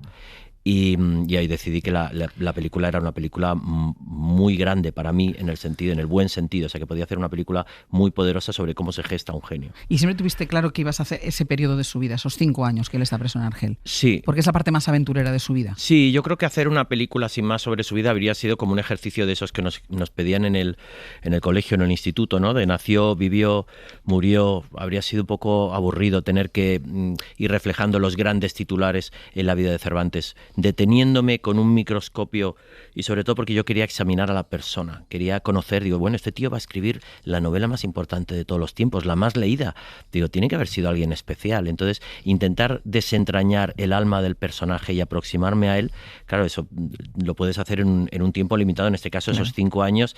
Si esta fuera una película de Marvel, yo digo que sería como, pues eso, cómo se transforma en el superhéroe, entiendes las claves. Pues, ¿tú conocías el episodio de la historia, ese episodio de los cautivos, de los apresados, de los cristianos apresados por los árabes? No, yo sabía concretamente de Cervantes, lo que aprendes un poco en el colegio, los comentarios de texto sobre trozos del Quijote, lo de que era manco, que es lo que cree media España, que le faltaba una mano, y no es así. Hay un montón de fake news alrededor de Cervantes, ese señor con la barba y ese cuello tan del siglo XVI, etcétera, y luego te das cuenta que no hay ni un solo retrato acreditado de Cervantes. O sea, sabía realmente poco, y en concreto este periodo y todo lo que significa la sociedad argelina en ese momento, esa explosión de libertad que yo creo que a un cristiano del siglo XVI le debe haber explotado la cabeza, todo eso lo desconocía. Claro, porque es que al margen de la vida, ya lo descubrirán los oyentes que vayan a ver la película, pero al margen de ese episodio de la vida, se ve perfectamente cómo era la vida en ese Argel, que es una vida muy, muy seductora, es una vida muy de mucha libertad. ¿Tienes miedo de lo que digan los historiadores sobre tu película? No, siempre digo que las películas hay que hacerlas con sentido de la responsabilidad, con sentido común y luego con la locura propia de la creatividad y sin miedo. Los historiadores, y nosotros en esta película hemos estado asesorados por un historiador en el que él y yo estamos en permanente contacto. Él va a sacar justo un libro a la vez que la película sobre la intimidad sexual de Cervantes, sobre la sexualidad de Cervantes, y bueno, él contrapone teorías que están planteadas en la película. Y yo creo que un estudioso o una estudiosa, María Antonia Garcés ha sido una referencia que yo también he tenido a la hora de preparar esta película, están en todo su derecho y en su deber, desde su atalaya del rigor, señalar en un libro qué es lo que está probado o demostrado, qué es lo probable, qué es lo improbable y por qué no lo imposible. Y yo creo que en esta película en ningún momento nos movemos en el terreno de lo imposible. No quería hacer una película de ciencia ficción sobre Cervantes, quería hacer una película muy verosímil y muy plausible. ¿Y te ha costado este proceso, no tanto del rodaje, sino el proceso de investigar, de plantear, de escribir un guión y decir ya lo he creado, ya es esto? ¿Te ha costado mucho? Bueno, el clic, si lo planteamos desde hace años, serían nada menos que 8, pero por eso me gusta compararlo con el vino, porque realmente hay un momento en que se produce el clic, que yo le llamo el clic, que es cuando ya no puedes dejar de escribir. Y ya te sientes, eso lo describe muy bien precisamente Cervantes cuando estaba escribiendo El Quijote, cómo se dejaba llevar, es la euforia que no te permite casi dormir, porque te levantas por la mañana y lo primero que quieres hacer es escribir, y cuando llega la noche quieres seguir escribiendo. Y eso a mí me ha pasado en este guión. Entonces en ese momento es muy buena señal, porque es señal de que vas en buen camino, de que la historia que tienes que contar puede realmente interesar a la gente. Lo decías tú hace un ratito, es muy curioso porque en realidad no existe ningún retrato de Miguel de Cervantes. Nosotros tenemos esa imagen de ese cuello, como tú decías, de esa barba. De hecho, la imagen más famosa atribuida a él, pintada por Juan de Jáuregui, está basada en la descripción que Cervantes hizo de sí mismo en la introducción de sus novelas ejemplares, y a partir de ahí tu imagen de Cervantes es esta. Estando mi cara hacia el cielo, un poco cerrados los ojos por mejor gustar el sabroso licor, sintió el ciego que ahora podía vengarse. Es la imagen de Cervantes que nos ofrece el actor Julio Peña. ¿Fue complicado visualizar en alguien concreto la imagen que tú tenías de Cervantes? ¿Cómo llegas a este actor? Es el gran reto. Cuando la gente leía el guión, lo primero que decía, bueno, ¿y quién va a ser Cervantes? Porque claro, necesitas a alguien joven.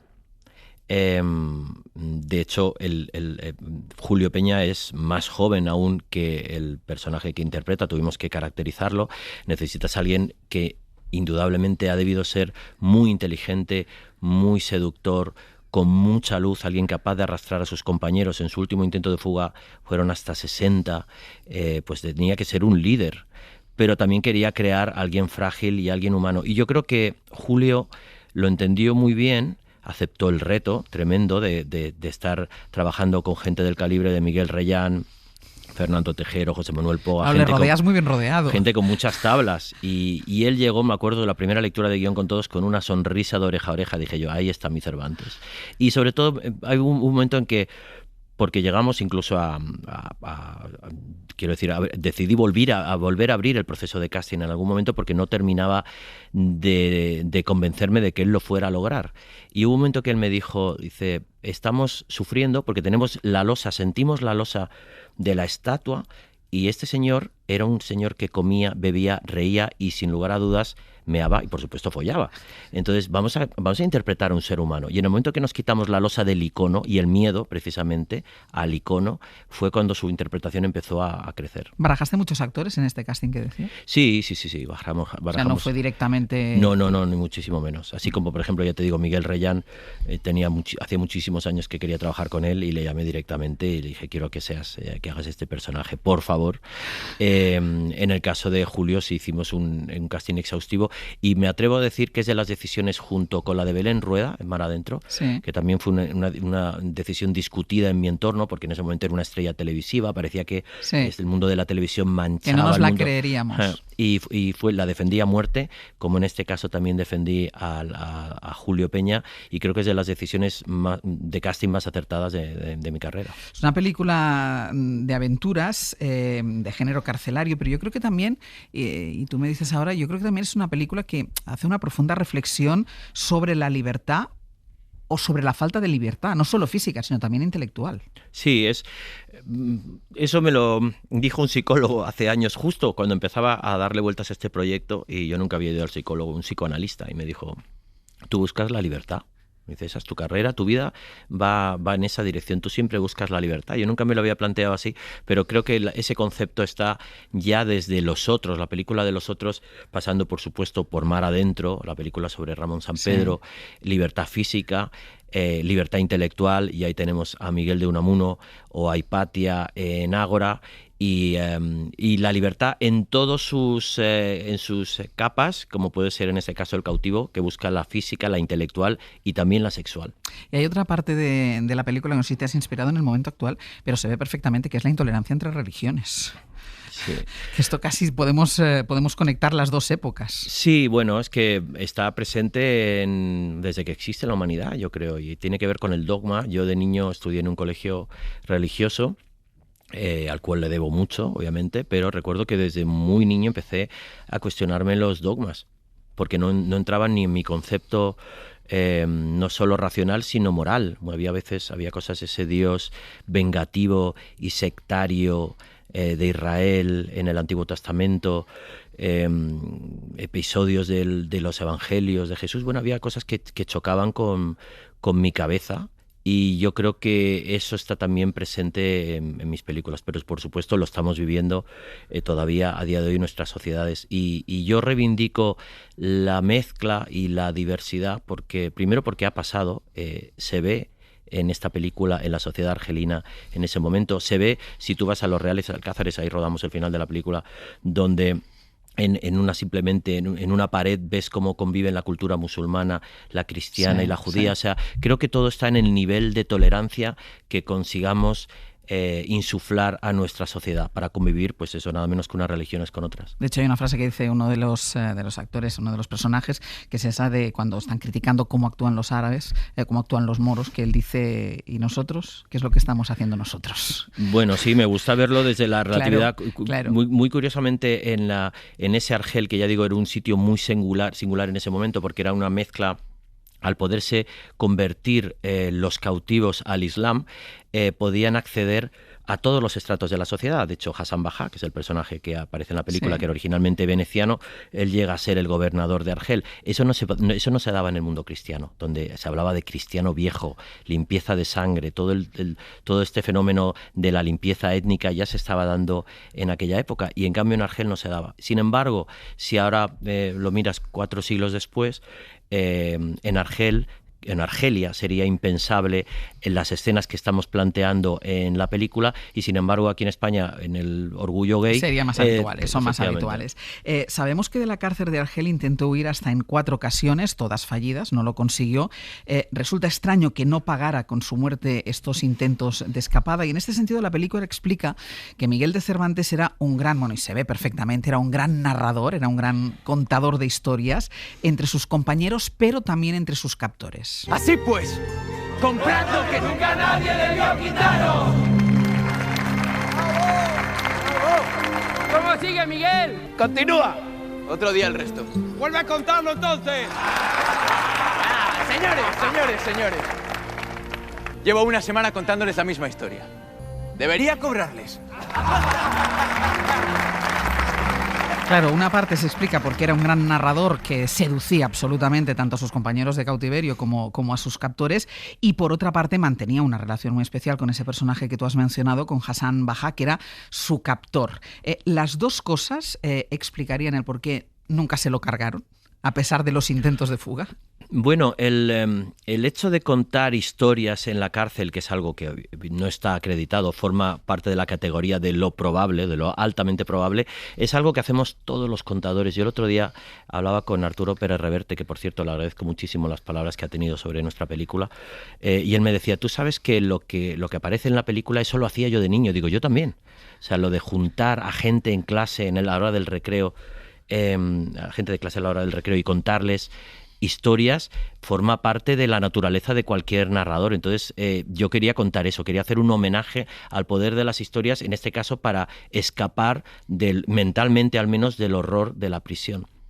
Y en el caso de Hassan Bajá, sabemos que era una persona muy culta, sabemos que tuvo encuentros con Miguel de Cervantes, y ahí me pareció muy interesante explorar la posibilidad, bueno, de las 1001 noches y jugar a que Cervantes está desarrollando ese cuento, que es un cuento real, que pues, quiero decir, un cuento que forma parte del Quijote y que pude muy bien haberlo ideado antes. Dije, bueno, ¿por qué no este cuento? Él lo ideó durante su cautiverio, y es la manera que a él le salva la vida. Sí. De hecho, que es un gran narrador y un gran contador de historias, esto pues después quedó más que certificado con lo que escribió, pero que pudo tener relaciones homosexuales no queda probado o que pudiera tenerlas. No sabemos si fue por convencimiento o fue para salvar la vida. ¿Asumes que viendo la película muchos piensen que tu historia planea esa relación como otra forma de libertad, en este caso la libertad sexual?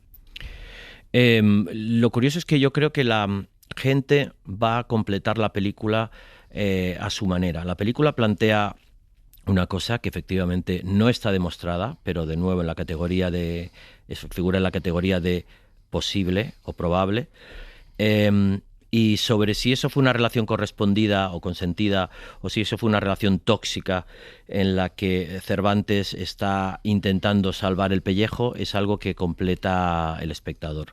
Luego hay Por eso has querido ser especialmente ambiguo en el planteamiento. Bueno, yo intenté ser bastante contundente. Recuerdo que hubo momentos en que le dije a Julio Peña, esto solo lo sabes tú. Cuando estábamos preparando el personaje le decía, esto solo lo sabes tú, lo que pudo pasar entre tú y tu profesor López de Hoyos, solo lo sabes tú, te lo guardas para ti. Entonces me parece interesante que sea el público el que complete el círculo. Pero también porque lo veo cierto revuelo entre la prensa por este planteamiento, y me gustaría indicar que primero yo no me lo he sacado de la manga.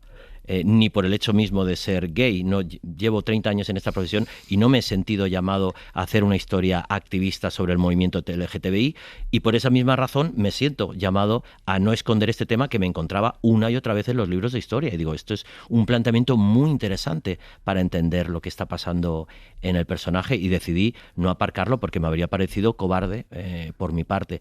Pero aunque lo hubiera llevado a las últimas consecuencias y yo contara en la película que Cervantes es homosexual, la homosexualidad no se ha inventado ahora. La homosexualidad forma parte de la naturaleza y está en la sociedad desde hace siglos. Tú lo enseñas, formaba parte de ese Argel que sale en la película. Claro, entonces digo, ¿dónde está el problema? ¿Dónde está el problema? O sea, seguimos teniendo el problema ahora como lo tenían en el siglo XVI, porque Cervantes tuvo que encargar un informe para librarse de culpa, la famosa información de Argel, porque evidentemente podría haber sido condenado por aquello, pero en el siglo XXI en España tenemos que estar hablando de esto como si fuera un escándalo. El cautivo Alejandro Amenábar, muchísimas gracias por haber estado con nosotros. ¿Hasta dentro de 6 años? Espero que un poquito menos. Sí, por si no igual lo estaré yo. Muchísimas gracias. Hasta luego. Hoy por Hoy Magazine. Ser podcast. ¿Qué tal, Casal? Hola, buenos ¿qué días. tal? Buenos días. Francino, buenos días. ¿Qué tal? Venga, Hola. pues vamos a contar a los oyentes lo que estáis preparando. Nos vamos a preguntar al menos 3 cosas y se las vamos a trasladar a Pablo Morán en Hora 14. Primero, ¿cómo puede escalar lo ocurrido con los drones rusos en Polonia? Rusia dice que no son suyos. Que no son suyos. Bueno, nos preguntaremos también si Europa podrá sacar adelante las propuestas de von der Leyen, ahora sí, para sancionar a Israel, que parece realmente complicado. Y nos vamos a preguntar si Donald Trump, ahora que Netanyahu ataca a Hamas en uno de los países amigos de Estados Unidos, en Qatar, está viendo al fin que a Israel todo esto se le ha ido un poquito de las manos. En fin, es otro día de mucha información internacional, pero con una pregunta también en clave local, ¿no? ¿Qué le parecen al Partido Popular las medidas que ha anunciado esta mañana la conservadora von der Leyen? Algunas en la línea de lo que anunciaba el lunes Pedro Sánchez aquí en España contra Israel y que al Partido Popular pues no le gustaron nada. Estaremos en el Congreso, tomaremos el pulso a esta legislatura a partir del cara a cara entre Sánchez y Feijóo y con la previsible, lo llevamos comentando toda la mañana, derrota parlamentaria de esta tarde allí con la reducción de la jornada laboral y por supuesto vamos a recuperar al cierre un poquito de la entrevista que le acabas de hacer a Amenábar aquí en Hoy por Hoy, la homosexualidad de Cervantes que decía Amenábar, en la película no se mueve en el terreno, digamos, de la imaginación, decía, ¿no? Esto no está en el terreno de la ciencia ficción. No, está bien. La estrenan mañana, ¿no? Sí, mañana es viernes. es. No, pasado mañana, pasado mañana, que es viernes, que la gente ya que juzgue y que diga. Francino. Sí, yo tengo mucho interés porque viene Carlos Boyero a la ventana del cine. Que sé que ha visto El cautivo, pero no sé qué le ha parecido. Vale, pues escucharé. Pero mañana Ocaña también va a opinar sobre esto. Tengo mucha curiosidad. Y después de la ventana del cine, en el Club de la Escucha, hoy presentamos una historia, un podcast muy chulo, que se llama Nemósine. Nemósine, de la diosa griega de la memoria. Sí. Y es el nombre de una cámara situada dentro de la Biblioteca Nacional, donde entra una neuróloga que está investigando el papel de los ruidos en general y de la música en particular en la formación de recuerdos. ¿Vale? Entonces, en esa cámara le ponen una canción de Xuxa. ¿Os acordáis de Xuxa? Sí. Que no sé qué cantaba. Entonces, a ella no solo le vienen recuerdos de su infancia, sino le vienen imágenes concretas con su padre. Dios, estoy cenando tortilla de quesito. El sabor. Dios. La tortilla de quesito no la podemos cenar todos los días, ¿eh? Mañana puré. El calor del brasero. Debía ser la hora de la cena. ¿La mochila la tienes preparada? Bueno, la preparamos ahora después, ¿vale? Tengo 6 años. 7. No piense tanto.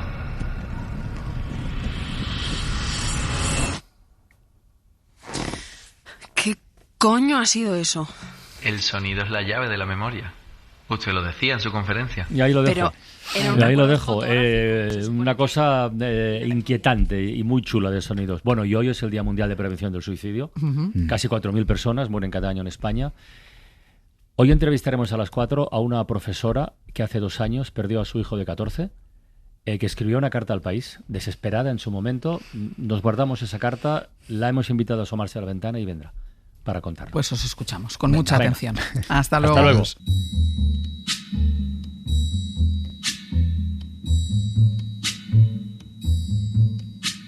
When the night has come and the land is dark and the moon is the only light we'll see. Pues vamos a ir terminando el programa. Yo sabía que Sastre no estaría, pero tenía una cosa, me ha dicho no vengo a las 12. Pero ¿y Ana? ¿Dónde está Ana? Está acabando el último compás. Claro. Ah, vale. Claro. Que no Con Alejandro aquí, Amenábar. para que esté calentito. Claro, estoy poniendo el cebo, Alejandro Amenábar. Vale. ¿De qué habéis estado hablando esta mañana? Pues yo hoy he estado preguntando un poquito, he hecho como una mini rueda de prensa porque me quería enterar, y bien enterada, de quién toca la guitarra en este equipo. ¿Por qué? Te preguntarás, Sí, Ángel Barceló. sí. Pues porque yo me he propuesto este septiembre aprender a tocar la guitarra española. Española. En tanto que española. Aprender a tocar la guitarra, pausa, española. Pues sí, porque en mi casa mi hermano aprendió a tocar él solo con vídeos y tal, luego dio clases incluso. Y yo es que fíjate que me quería animar, pero es que nunca tuvo la paciencia de enseñar. Mi hermano la toca, ¿eh?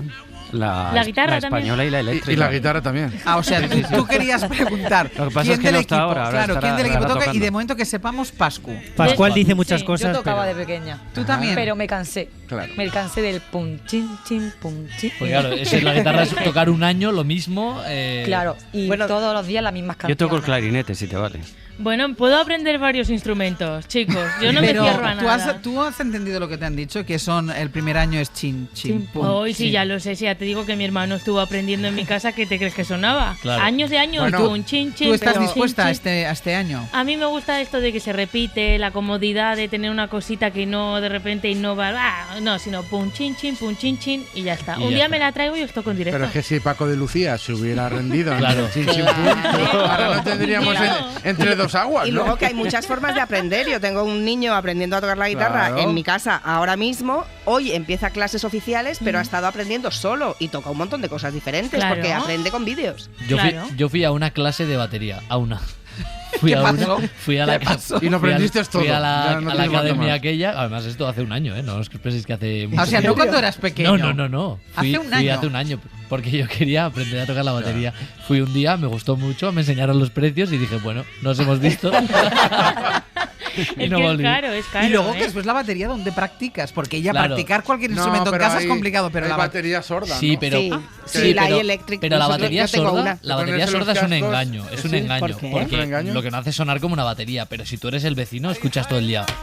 Ah, se escucha, Sí, ¿eh? escuchas golpes a Claro, una porque cosa, te golpeas Sí, algo, pero- claro. porque no es- Ah, claro. entonces Pero yo ahí no, ¿eh? Pero es muy vivible, ¿eh? Son unos golpes. Unos dicen vivible y otros Sí. un tormento. Bueno, a ver, En vez bueno, de si guitarra. vivible- Claro, vivible si es tu hijo quien está aprendiendo, le tienes Claro. cariño a tu hijo, pero si es el vecino del Claro, quinto, eso a lo es. mejor no es muy Pero vivible. cualquier persona que esté aprendiendo un instrumento da la lata.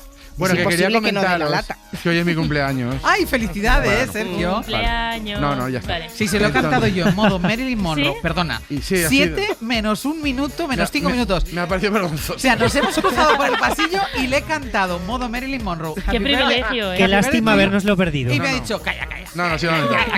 Total, que Sergio. decidí también dar un giro a mi vida y apuntarme a clases de badminton.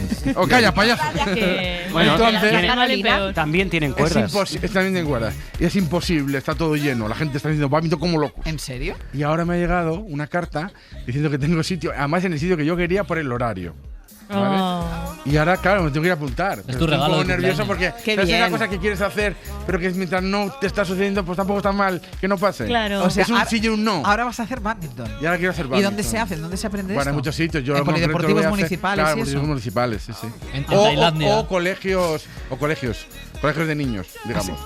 Pues nada. Pues yo Sí, llevaba. sí, sí, no sé por qué, pero Colegios de niños. Va a muy quedar habitual. fenomenal cuando vayas a una clase de niños, tú a jugar a badminton, va a quedar. No, vamos, porque es una primero- cosa. Sí, Sergio Castro. No estoy en el colegio. Persigue tus sueños, Sergio. Claro. Es No guay estoy en- el badminton. No, No, estoy en es que colegio. ahora estoy Estoy en pensando en la instituto. persona que vive con él, que no solo tendrá que Las. acompañar. No, estoy pensando en una. Ah, vale. Que no solo tendrá que acompañar a la otra persona que vive con él a sus partidos de lo que sea, sino que te tendrá que acompañar a ti Ah, los no, no. fines de semana a los partidos de básquet. Que no, que tampoco hago partido. Madre mía. Estoy en fase 0. No, estás en fase que ni te has No pasa apuntado. ninguna, claro. Que ni me he hombre. apuntado, es verdad. Pierdo la cabeza y no te conozco. Hoy por hoy. Voy a arrodillarme y entregarte todo. Pues ya está aquí Ana Usle, que preguntaba antes por ti, que no te veía. Me han dicho, Ya sé. está ahí preparando el último Es que compás. me interesaban muchísimas de las cosas que nos ha contado Alejandro Amenábar y estaba ahí cortando con la tijera el audio para ver qué os traía. Porque Alejandro Amenábar, que presenta este viernes El Cautivo, se estrena en cines, ha hablado de qué sabía de Cervantes, cómo se han asesorado para la película, cómo se han movido entre lo probado, lo probable y han evitado entrar en lo imposible, en la ficción. Porque en esos 5 años en Argel que plantean, nos muestran cómo podría haber tenido Miguel de Cervantes una relación con su captor. La película plantea una cosa que efectivamente no está demostrada, pero de nuevo en la categoría de posible o probable. También porque está habiendo, lo veo, cierto revuelo entre la prensa por este planteamiento, y me gustaría indicar que primero yo no me lo he sacado de la manga. ni por el hecho mismo de ser gay. No, llevo 30 años en esta profesión y no me he sentido llamado a hacer una historia activista sobre el movimiento LGTBI, y por esa misma razón me siento llamado a no esconder este tema que me encontraba una y otra vez en los libros de historia, y decidí no aparcarlo porque me habría parecido cobarde por mi parte. Pero aunque lo hubiera llevado a las últimas consecuencias y yo contara en la película que Cervantes es homosexual, la homosexualidad no se ha inventado ahora. Pues mañana más, a partir de las 6, les esperamos. Pongan el despertador. Todo por vos, vos, vos. Pierdo todo por vos.